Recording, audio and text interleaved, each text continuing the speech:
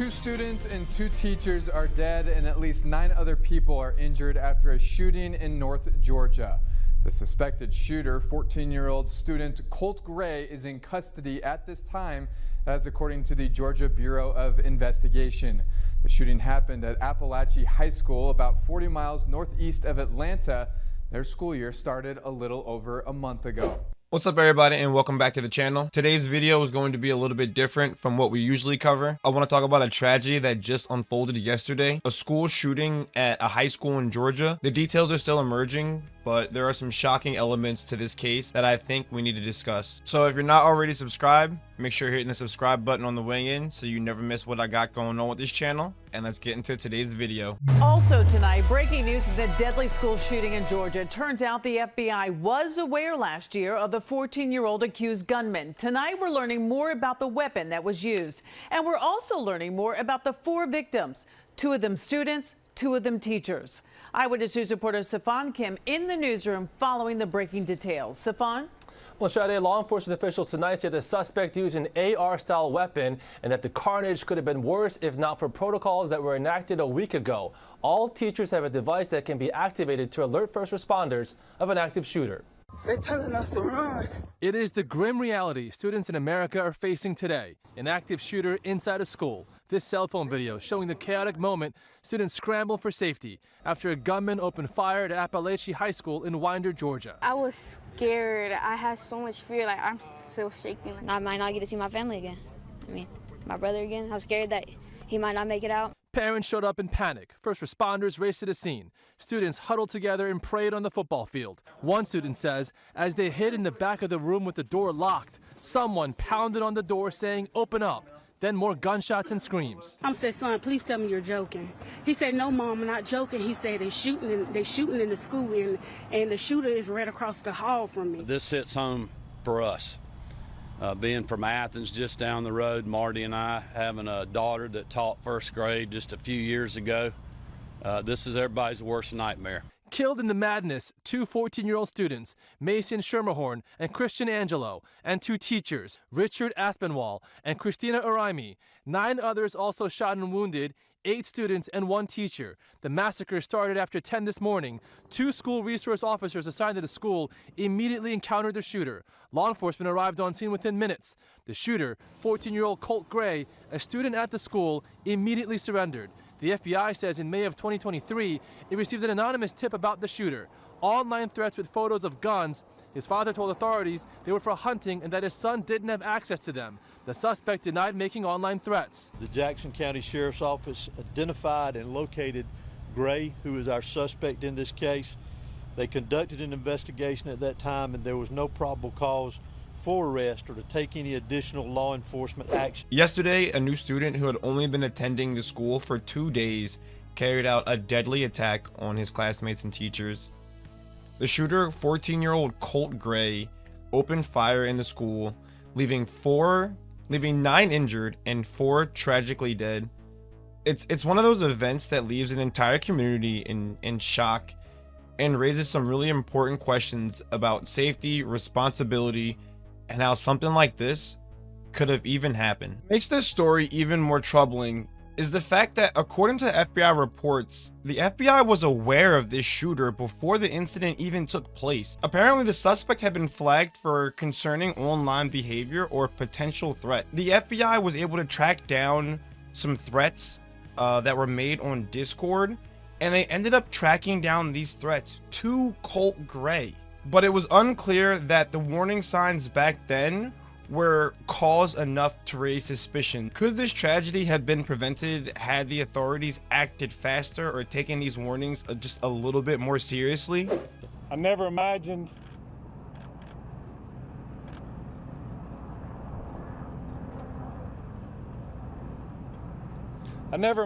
that I would be speaking to the media in my career over something that happened today, the pure evil that happened today. Now, how the suspect obtained the firearm and how he got it into the school is still under investigation. A motive has not yet been determined. The suspect will be charged with murder and he will be charged as an adult. He is being interviewed and the sheriff says he is talking to them. All of the 9 victims are going to recover. In the newsroom, Stefan Kim, Channel 7 Eyewitness News. To make matters even worse, it's been revealed that the gun Colt used was given to him by his own father, Colt Gray, who now faces multiple charges over the alleged actions of his son, including 4 counts of involuntary manslaughter, 2 counts of second-degree murder, and 8 counts of cruelty to children. And yes, you heard that right. His father provided him with the gun, despite the fact that the FBI had already had concerns about his behavior. It's absolutely heartbreaking to think that this could have been avoided, not only if the authorities had stepped in, but if the father had recognized the danger in handing over a deadly weapon to a 14-year-old. Let me introduce you to Lila, who's 16 years old. She was actually in algebra class just this morning, elbow to elbow with that shooter, Colt Gray, as he's been named by the Georgia Bureau of Investigations. Lila, let me first start with, how are you? How are you coping? I'm okay. I'm pushing through it, talking to friends, making sure, everyone else is okay, checking on people around me.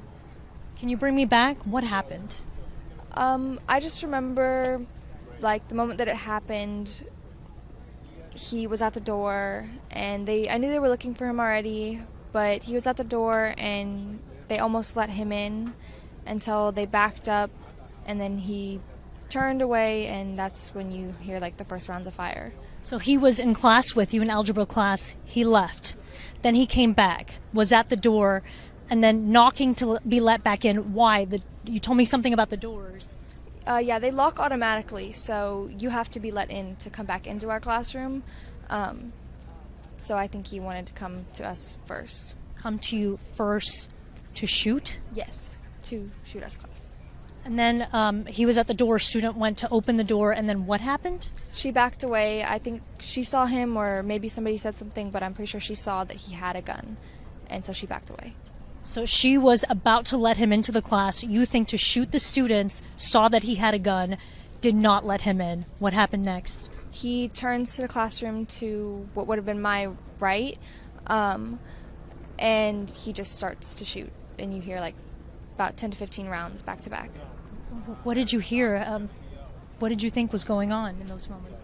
As soon as they didn't let him in, you kind of I don't know, I already kind of had a feeling it was going to happen and it was him. But as soon as they didn't let him in and you hear the gunshots, you kind of no.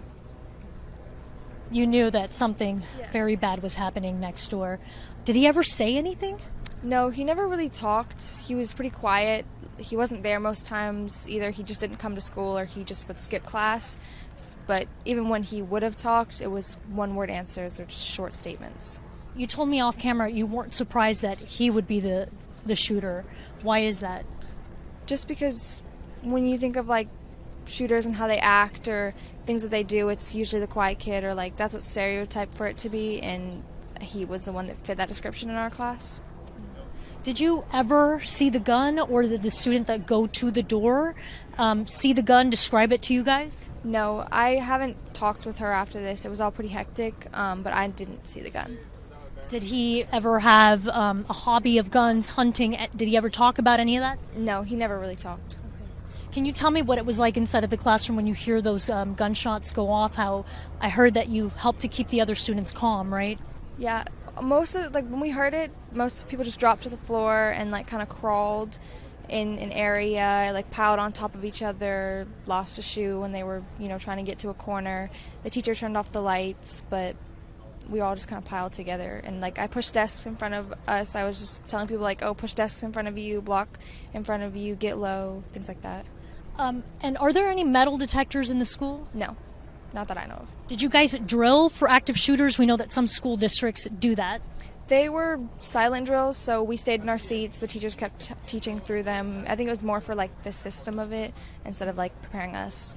How quickly, from the moment that you heard the gunshots go off to the hard lockdown alert going on the screens, letting everyone else in the school know that something had gone wrong, how long did that take? Do you recall? Maybe a couple minutes, but it wasn't instant. At what point did you know that this was over?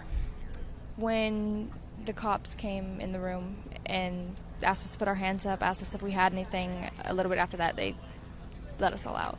But when it was kind of quiet, you hear like cops yelling, but it's kind of quiet, there's no more gunshots, things like that. What was that communication like with your parents? I mean, all of us have phones nowadays. I spoke with many students texting what they thought might be their last words to their parents. What was that like for you? I called my mom. I called her and I was like, oh, they're shooting up the school. She thought it was like, she didn't believe me at first, and I was like, no, they actually are.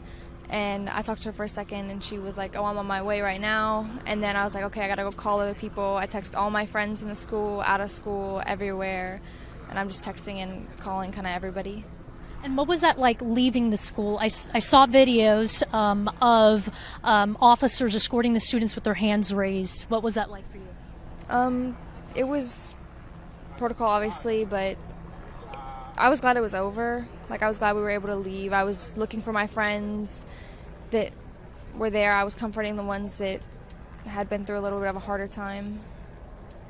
And then, Lila, what would you say to this? That's one of the biggest disturbing details of this case, is that the shooter, Colt, was a new student, and from what I was able to find out, he had only been in his school for 2 days. He barely had any connection to the school or the students, and yet he carried out this huge act of senseless violence.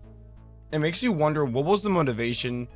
What was going on in this young boy's life or in his mind that drove him to commit such a horrific act after just stepping into a new environment? Incidents like this bring up so many tough questions about gun control, mental health, and how we as a society are failing to prevent tragedies like this from happening. Why was the FBI not able to intervene? Why would a parent provide a gun to their child under these circumstances? These are the questions we need answers to, and as a community, we honestly need to demand better from government agencies, to our schools, from ourselves, because this just cannot keep happening.